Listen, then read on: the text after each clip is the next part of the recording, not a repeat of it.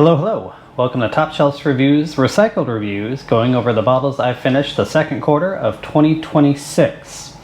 As you can see here, I got after it a little bit, trying to make up for the 2 bottles we finished last quarter. Goal was to get 1 every week, and I think we made it. Still didn't quite make it to a drink a day, but definitely tried to, some that were a little low polish off.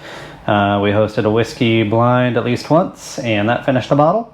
But let's get into what we finished, and if I would replace it, starting with the one non-whiskey.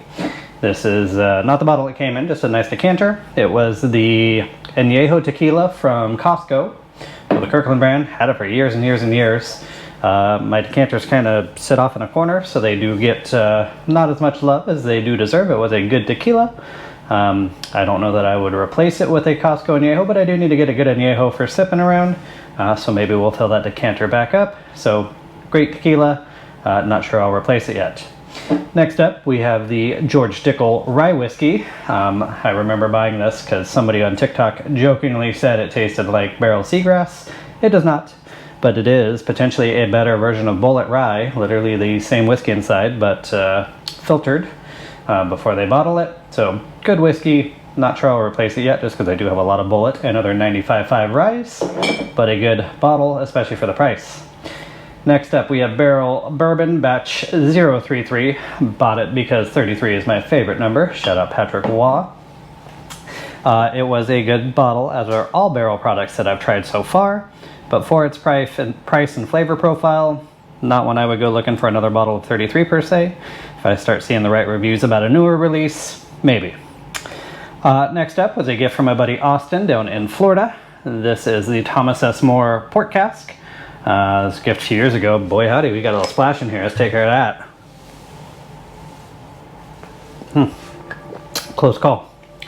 As a fan of Angel's Envy and other port finished whiskeys, I was excited to get this at 98.9 proof. And it was just kind of meh. I mean, that's not a bad whiskey, but for the price, I don't think I would replace that one. Another gift from another Florida friend. It's already hitting me. This is the Boo Rye. This is Obtainium blended whiskey, Florida Craft. This was a single barrel selection from John down in Florida. Thank you for that. It was a delicious pour. Really kind of just sat on the shelf for a while, like half empty, and then I started sipping on it recently and was like, oh yeah, this is a really, really good Boo Rye. Not available in my area in single barrel select, so who knows if the others are that good, but this was definitely a good bottle. So John, thank you. Next up, we have Chicken Cock, one of my favorite reviews. If you haven't seen it, go search it out. Fun to shoot, cheeky, but this whiskey kind of bummed me out. I mean, cool bottle, cool story, kind of a heritage brand that was redone, but the juice inside just, by the way, I hate that term juice. The whiskey inside, for the price especially, not worth doing. There are some like finish and some more unique barrels I've seen out there. Maybe worth trying, but that's like try at a bar for me at this point. I wouldn't spend more than 50 bucks for any of those bottles without trying them first. Next up, we have Weller Antique 107. I already have its replacement. Just popped it open recently because it's a delicious bottle and want to make sure it was open for the 4th of July party in case anybody wanted to drink some. Not a big fan of wheated bourbons, but the Wellers do tend to be more to my liking. The 107 of the 3 I have, the Special Reserve and the 12 year is my favorite of the group. So now that I can occasionally find them, trying to keep those on hand. Another one I always keep on hand, I've already got its replacement. This was finished in the toasted blind we did. It says Woodford Reserve Double Oak. The night of the blind, didn't care for it much, came in last for me. Then when I blinded them again on camera for you guys, I think it came in first. So a delicious whiskey, sometimes more delicious than others apparently. Very desserty, very sweet, nice and approachable. For the, I think, $65 that's going for in my area, I will always have a bottle on hand. Next up, we have this Bull Run. This is 14-year American whiskey finished in Cabernet cask, single bottle for Westmoreland Liquor down in Portland, Oregon.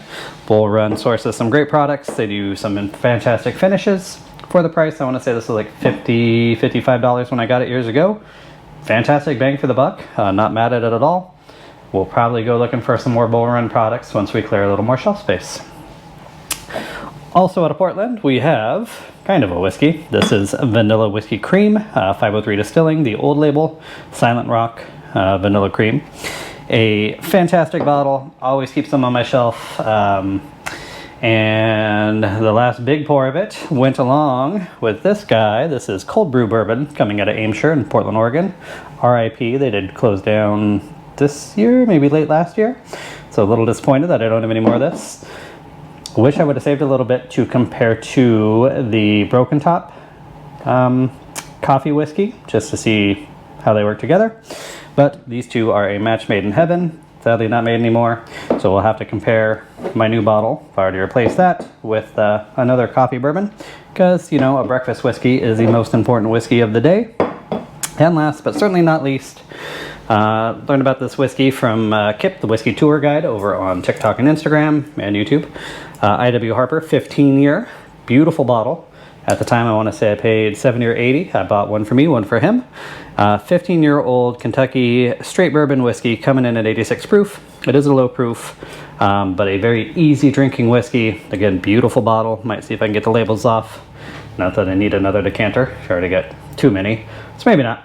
But a beautiful bottle with a beautiful whiskey inside, and at $80, good chance I pick up another one if I come across one. They're getting a little harder to find.